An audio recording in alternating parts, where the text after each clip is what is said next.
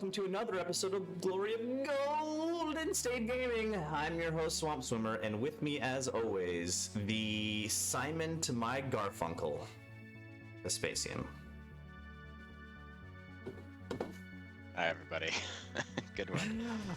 So, I think when this video goes online, we will have just, I will just finishing up TOing the North American Team Championships here in San Francisco. And, man, it happens every year. TOing is a big job.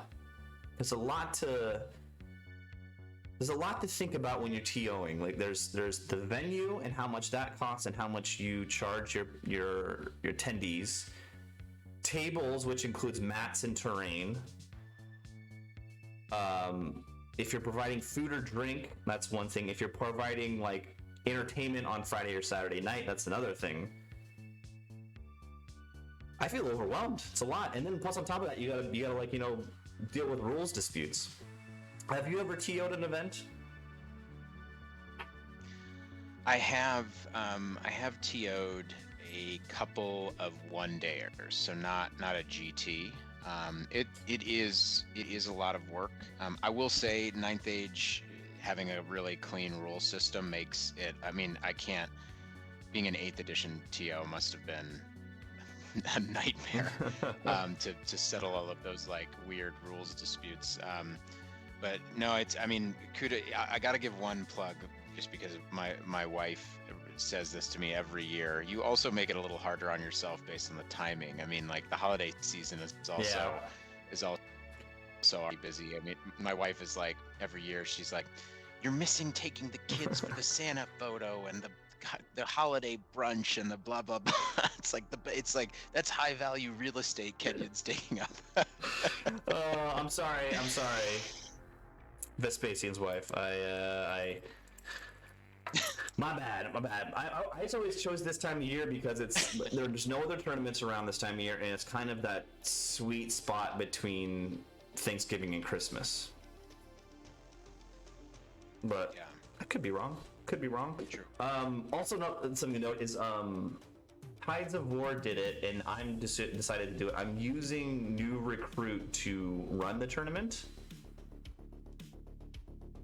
And so far, it's working pretty smoothly, which I'm really pleased about. There were some hiccups at both Infernal Zoo and at Tides of War, but I think I've anticipated those now. But Infernal Zoo must have been like one of the first 5 tournaments that he had on the platform, right? I mean, you'd expect it was like a beta at that point. But New Recruit, we gotta start using those for tournaments because they go into ranking individual players. But anyway, let's get to the battle report. So, round 1, I got a loss to Skaven and AZ. Round 2, I beat Noah 13-7, so I'm sitting at 16 points after 2 games. And I get paired into Josh from Washington State, who's a good friend of mine. He's got a beautiful Vampire Covenant army, and he's been playing Vampire Covenant for a while. If you're interested in my list, please go back to the round 1 video, and that will have all the information you need about my list. But Vampire Covenant, it's being blocked off. Shoot. Hold on, let me see if I can fix this.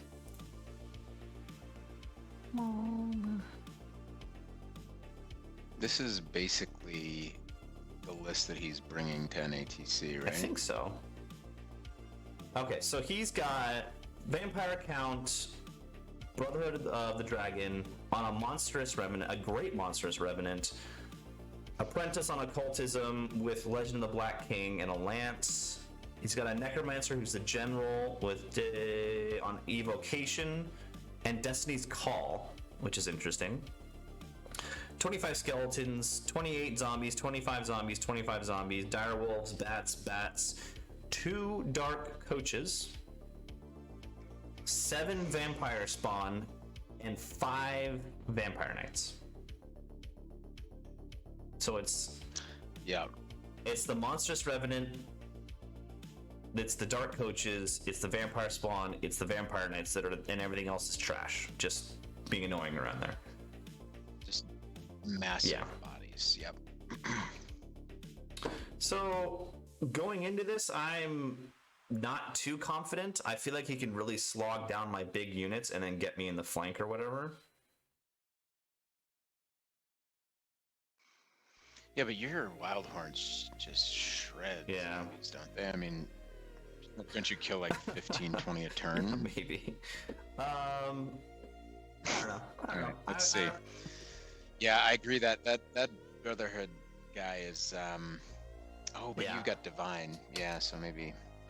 Yeah. So for my Shaman, I take Awaken the Beast and Savage Fury again because he had some Fear Causers I wanted to deal with, and nothing that really Swarm of Insects would do anything to. Yep. Okay, so here's deployment. I forgot. Yeah, okay, so I get first turn. This is Attacker, Defender, and Circle. Yeah, okay, so I started dropping in the center, like one like these. I dropped my Gargoyles and then the Giants, and then I dropped this unit. And eventually he dropped his important stuff. Like he dropped his stuff on the left first, and then I dropped 3 or 4 and went hard to the left.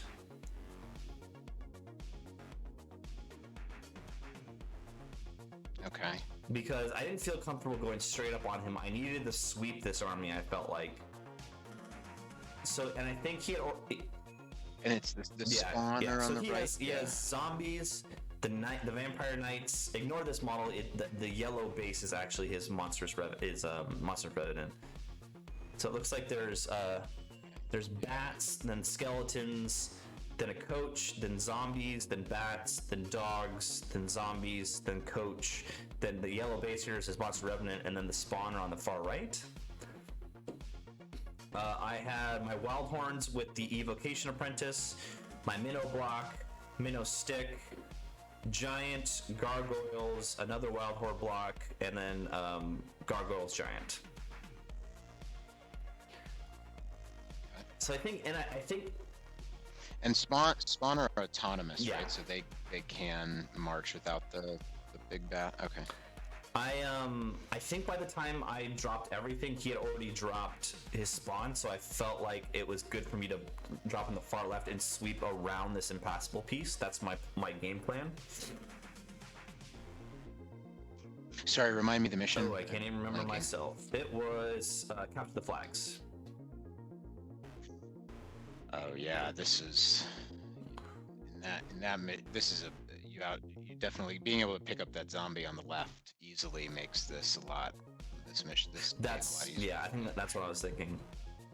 And so on first turn, I push on the left here. I go as far forward as I can. I'm out of the night blocks. No, I'm not. But I chaff it with the gargoyles here. Yep. I push stuff back to the left, including the giant, to get away from the spawn. And yeah, I'm just pushing. That's what I'm doing here. I get off a black wing totem on these guys on the far left, and a clouded eye for these guys in the center to prevent him from sniping my characters. How much MR is it? Oh wow, yeah, that's good. Do you have MR in there? Basic. I rock or dink around with it sometimes, but I mean, I've gotten used to using Clouded Eye a lot more. Clouded Eye Totem. Yeah, it's nice against blasty spells. Okay. I feel like MR3 is the real difference maker. Like MR2 is sort of like an annoyance, but MR3 really. Yeah, I agree. Anyways, go ahead. In his turn, he realizes that it's a bad spot for his knights, so he turns them. He swift reforms and runs away, which was interesting. And he kind of just reshuffles here. He pushes his Monstrous Revenant far to the right. This is it here, that yellow base, and his spawn are going to the far right, trying to flank me. Yeah. Yeah, so I'm not sure that was the best choice, but We'll see how it turns out. Yep. What is this? Since I don't have any shooting at all, including offensive magic, he just runs his necromancer out alone by himself. And this is, oh, these, see the dice, he did a bubble raise, and he raised zombies here. See those red dice.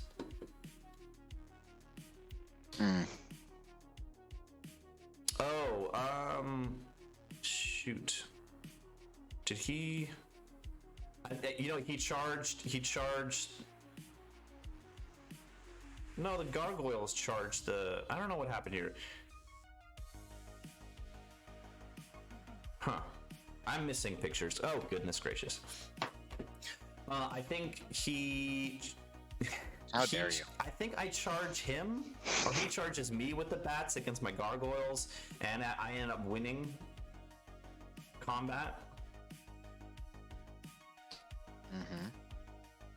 I get spectral blades on this unit. Okay, so there's a big jump here. I think I charge both of these units into that zombie unit here in the center. That was on the hill. Both of them make it. I destroy the unit, obviously, and then I turn to face like this. So now, and then also my ambushers come on top of 2. So now I'm facing, I've got both these 2 units facing his rear and flank of the knights, which is pretty good for me.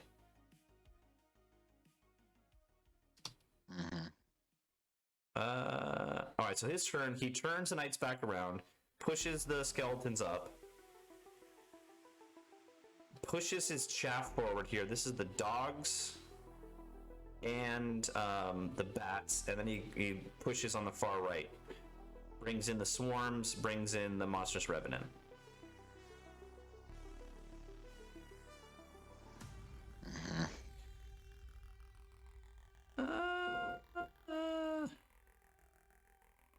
I can't remember. All right, so here and then in combat, I end up killing off that bat swarm with my gargoyles, and with 1 gargoyle left. Okay, here in my turn. This is a big phase. I charge the minnow block into the skeletons so they can overrun into the knights. I charge the flank of the knights with the ambushing longhorns, so I'll get the second round of combat with the minotaur brick. Turn these guys around to come back around in this space here, the wild horns. The gargoyles charge the bats, the minnow stick charges the dogs, and then both of the giants double charge this zombie unit, this huge zombie unit. And it was a bit tricky, like this giant had to like sneak through here to make it. But it worked, and everyone made it, which was pretty awesome. And then that one single gargoyle that's still alive runs up here and chaffs his dark coach. So this is gonna be carnage. I get savage fire on these guys. So I'm not 100% sure. Only 4 gargoyles are gonna kill 2 bat swarms. And then on my minnow block, I get boosted spectral blades and black wing totem for agility and the re-rolling to win with lethal strike now. I really wanted to kill those knights. I don't remember. What was he stopping? I remember it was a good magic phase for me. Wow. Okay. And there you go. That's the result. No more knights, no more skeletons.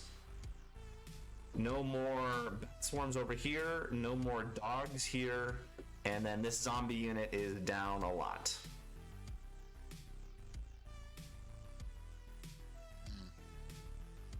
And what kind of counter charge? So he's got some counter charges. All right, let's see. Come on, Josh. So basically, what do you got? Yeah, he's got the swarms here, the monstrous revenant, and into the giant if they want to, but the dark coach only can see the minnow stick.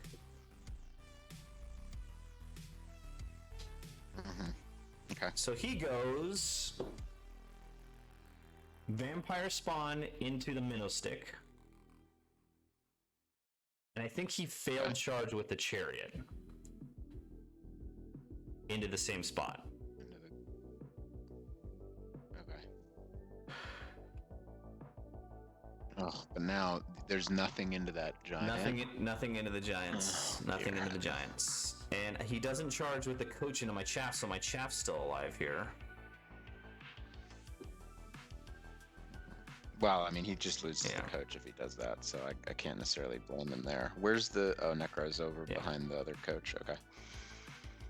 So yeah, he kills the minnow stick, reforms to... he can't overrun, so he stays there. Can your Wildhorn see him? Can. Or no? Well, that would be a reason and to he's overrun. setting up the Dark Coach and the Monstrous Revenant to be in the... to face back into the center here. Yeah. And then in my turn, I go for the charge of the Wildhorns into the spawn. The minnow block goes into the zombies. Did I guess I had Blackwing Totem up, so they had the extra charge range, so I just went for it. It doesn't look that far. But I think this is where I made a mistake. Shouldn't have taken that charge. Because I'm setting up all these counter charges, which was dumb. Yeah. Fair enough. Let's see how it works. Not that well. I kill 2 vampire spawn, but he kills a chunk of guys, and we reform to be like this. You can see all that zombie monk's dead, so the 2 giants are there, and look. You didn't make the overrun into the Dark Coach? Did you blow out the zombie block? That's the cool part. I actually blew out that entire zombie block, but this is Minotaurs, so like they just go crazy. But I didn't go for the overrun because I didn't want to get flank charged by all this.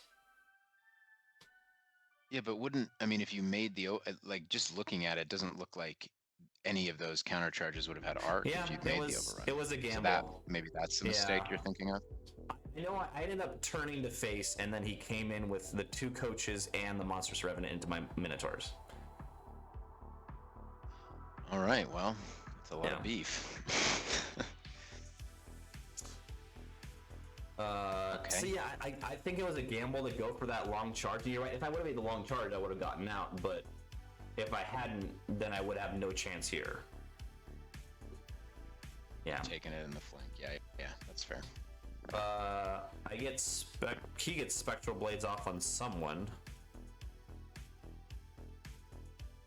Okay, so you see no one's remaining. So what happens in this combat is my Minnow Warlord challenges, and he has to accept with the count. I one-shot him. Yep. Yeah. I think you do. Then the Dark Coaches go back and kill the entire minnow unit before it swings. Yeah. So that's craziness. He ends up winning combat by a lot. I break, he runs me down.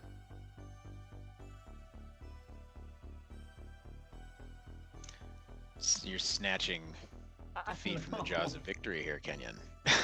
On the upside, my Wildhorns basically one-shot his spawn that were down here. Yeah, I wonder, like, what was he casting? Because I would have been putting all 3 arises into that spawn unit. Because I think full health. He had some bad magic phases. I remember that. And then this is what happened afterwards. I charged these Longhorns. These guys are all dead on the right. I charged my Longhorns into his Necromancer to get him, and then I just basically encircle the 2 Dark Coaches.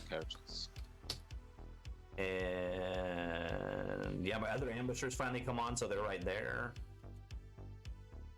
I kill the Necromancer. Yeah, and that's the end. We ended up calling it here because he knew those coaches were going to take it and die. So basically, I tabled him, but he got all of my points from my general, BSB, and the middle block. And I won. Which is like Yeah, 2,000, it's a lot of points, right? And I got the secondary. So it ends up being an 18 for me, which is crazy. Yeah. It's a wild game. I mean, I think it came down to deployment, right? You know, you were able to kill, you know, a third of his army while the other 2/3 got reorganized. Yeah, basically, yeah. So your deployment strategy was good, and his was. I think the deployment strategy, I outdid him there, and I basically, with deployment, I guaranteed me getting this zombie unit, and I chaffed his knights. I wonder what. Yeah, even if he couldn't do anything about the knights either, because if he charged the gargoyles, I just would have charged him with the minnows and killed them. So him turning his knights around like this, I don't know, with delaying the inevitable. It almost would have been better off just turning them directly around and going backwards. Or like it's a little hard to tell if, like, based on the ranges, but if there's a way that he could have brought them around the gargoyles, like maybe. Can you go back one?